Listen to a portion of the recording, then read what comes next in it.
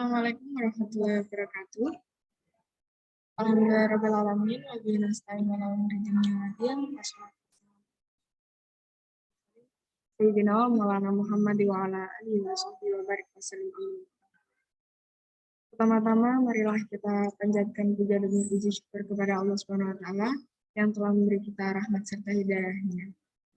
Kedua kalinya salat serta salam tetap tercurahkan kepada Nabi kita Nabi Muhammad SAW yang telah memberi kita jalan yang terang benderang yang dimiliki.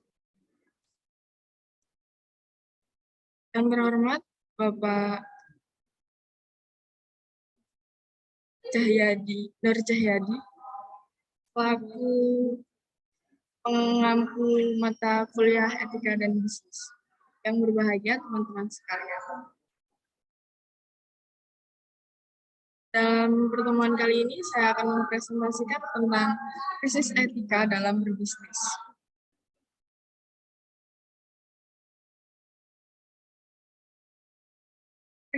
Prinsip dalam berbisnis. Secara umum, prinsip-prinsip yang dipakai dalam bisnis tidak akan pernah lepas dari kehidupan sehari-hari. Namun, prinsip-prinsip yang berlaku dalam bisnis sesungguhnya adalah implementasi dari prinsip etika pada umumnya. Yang pertama adalah prinsip otonom. Orang yang bisnis yang otonom sadar sepenuhnya akan apa yang menjadi kewajiban dalam dunia bisnis. Dalam kaitan ini, salah satu contohnya, perusahaan memiliki kewajiban terhadap para pelanggan. Di antaranya adalah yang pertama, memberikan produk dan jasa dengan kualitas yang sesuai dengan ketentuan mereka. Yang kedua, memperlakukan pelanggan secara adil dalam semua transaksi. Yang ketiga, membuat setiap usaha menjamin mengenal kesehatan dan keselamatan pelanggan. Untuk bertindak otonom sendiri, diandaikan ada kebebasan untuk mengambil keputusan dan bertindak berdasarkan keputusan yang menurutnya terbaik, karena terbatas, kebebasan adalah unsur hakiki dari prinsip otonom. Yang kedua, prinsip kejujuran. Bisnis tidak akan lama bila tidak ada kejujuran, karena kejujuran merupakan modal untuk memperoleh kepercayaan komersil, material, maupun moral dari mitra bisnis sendiri. Terdapat 3 lingkup kegiatan bisnis yang berkaitan dengan kejujuran. Yang pertama, kejujuran relevan, yaitu pemenuhan syarat-syarat perjanjian dan kontrak. Pelaku bisnis di sini secara priori saling percaya satu sama lain bahwa masing-masing pihak jujur melaksanakan janjinya. Karena bila ada satu pihak yang melanggar, maka tidak mungkin lagi pihak yang dicurigai mau bekerja sama lagi. Yang kedua, kejujuran relevan dengan penawaran barang dan jasa dengan mutu dan harga yang baik. Yang ketiga, kejujuran relevan dalam hubungan kerja intern dalam suatu perusahaan, yaitu pemberi kerja dan kerja. Yang ketiga, ada keadilan prinsip. Prinsip keadilan.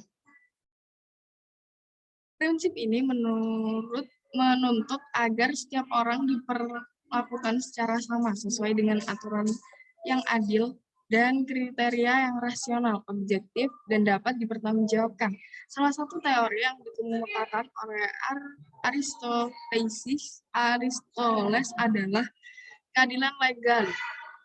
Ini menyangkut hubungan antara individu atau kelompok masyarakat dengan negara. Semua pihak dijamin untuk mendapatkan perlakuan yang sama sesuai hukum yang berlaku. Yang kedua, ada keadilan komunitatif.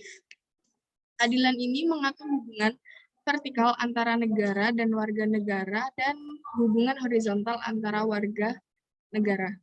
Yang ketiga, keadilan distributif atau disebut juga keadilan ekonomi, yaitu distribusi ekonomi yang merata atau dianggap adil bagi semua warga. Yang keempat, ada prinsip saling menguntungkan.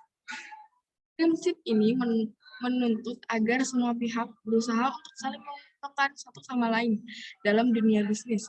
Prinsip ini menuntut pesaing bisnis haruslah bisa melahirkan suatu win-win situation atau pemecahan masalah yang baik bagi semua. Yang kelima, ada prinsip integritas orang. Prinsip ini menyarankan dalam berbisnis selakunya dijalankan dengan tetap menjaga nama baik dan nama baik perusahaan. Menurut Falaskus 2005 menyebutkan ada 4 prinsip yang dipakai dalam bisnis, yaitu yang pertama, utilitarisme, yang kedua, yang ketiga, keadilan, yang keempat, perintah atau sharing.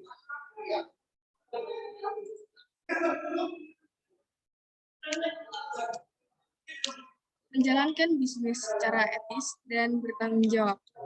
Dalam teori etika, kedudukan nilai atau value sangat krusial dan strategis karena dengan inilah orang dapat dipersatukan untuk mencapai suatu tujuan yang diharapkan, dan dengan nilai pula konflik dapat terjadi diselesaikan. Sebagai makhluk berbudaya, manusia senantiasa melakukan penilaian terhadap situasi dan kondisi yang dihadapinya. Menilai berarti memberikan pertimbangan untuk menentukan sesuatu itu benar atau salah, baik atau buruk, indah atau jelek, berguna atau tidak berguna.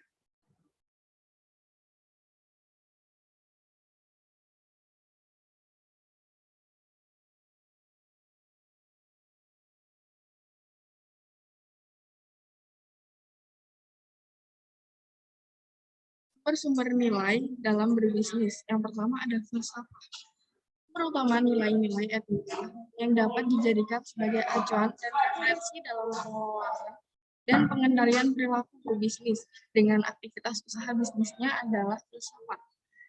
Ajaran-ajaran filsafat tersebut mengandung nilai-nilai kebenaran yang bersumber dari pemikiran-pemikiran filsuf dan ahli filsafat yang terus berkembang sesuai dengan perkembangannya zaman. Pada zaman Yunani kuno, pemikiran tentang salah dan benar telah dikemukakan antara lain oleh Socrates, yang menyatakan bahwa manusia itu ada untuk sesuatu tujuan dan bahwa salah dan benar memainkan peranan penting dalam mendefinisikan hubungan seorang dengan lingkungan sesamanya. Dalam banyak kesempatan juga, Socrates menyampaikan hasil pemikiran tentang moral dan memperkenalkan gagasan briliannya tentang hukum moral yang lebih tinggi dari hukum manusia. Kekayaan dalam banyak hal tidak membawa kebajikan, yakni keluhuran. Tapi kebaikan membawa kekayaan dan segalanya berkat baik bagi individu maupun negara. Yang kedua, pengalaman dan perkembangan budaya. Budaya adalah suatu sistem nilai, norma, yang diberikan kepada suatu kelompok atau komunitas manusia dan ketika itu disepakati atau disahkan bersama-sama sebagai landasan dalam kehidupan, kata Rusdim 2002. Bangsa Indonesia, sebagaimana bangsa-bangsa lainnya di Asia, memiliki ciri khas budaya, kekeluargaan, kerjasama, dan hubungan kekerabatan yang kental. Sikap tenggang rasa juga membudayakan di Indonesia, sehingga bangsa ini dikenal toleran dengan orang bangsa lain.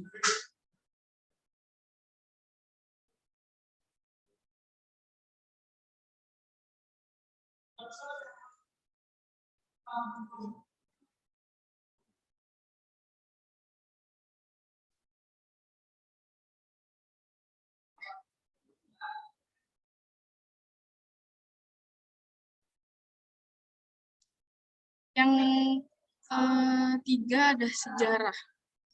Budaya memperlengkapi orang dengan rasa identitas dan pengertian akan perilaku yang dapat diterima dalam masyarakat. Beberapa dari sikap dan perilaku yang lebih penting yang dipengaruhi oleh budaya adalah sebagai berikut. Yang pertama, rasa diri dan ruang, komunikasi dan bahasa, pakaian dan penampilan, dan lain sebagainya. Yang keempat, ada hukum. Untuk menjamin kelanggangan hidup berbangsa dan bernegara, pemerintah menyusun dan memperlakukan hukum. Hukum merupakan aturan hidup yang bersifat memaksa dan si pelanggar dapat diberi tindakan hukum yang tegas dan nyata. Hukum moral dalam banyak hal lebih banyak mewarnai nilai-nilai etika. Hukum moral adalah tuntutan perilaku manusia yang ditaati karena kesadaran yang bersumber pada hati nurani dan bertujuan untuk mencapai kebahagiaan. Yang kelima ada agama. Agama adalah sumber dari segala moral dalam etika, apapun dengan kebenaran yang absolut. tiada keraguan yang tidak boleh diragukan, nilai-nilai etika yang bersumber dari agama. Orang-orang dalam organisasi bisnis secara luas harus mengikuti nilai-nilai sidik, tabligh, amanat, dan fatonah. Yang pertama, sidik dapat dimaknai jujur, benar, atau sungguh. Tabligh berarti menyampaikan kemampuan berkomunikasi, menjalin hubungan, menjalin kerjasama, membentuk reputasi diri, dan seterusnya. Yang ketiga, amanah berarti dapat dipercaya, punya kelayakan untuk dipercayai atau kredibel baik secara moral ataupun secara profesional. Dan fatonah bermakna kecerdasan atau kecerdikan sebagai ajaran yang menetapkan baik buruk, benar, salah, suatu tindakan atau perilaku manusia termasuk penyelenggaraan ekonomi dan bisnis. Maka kita sering mengandalkan sumber ajaran agama.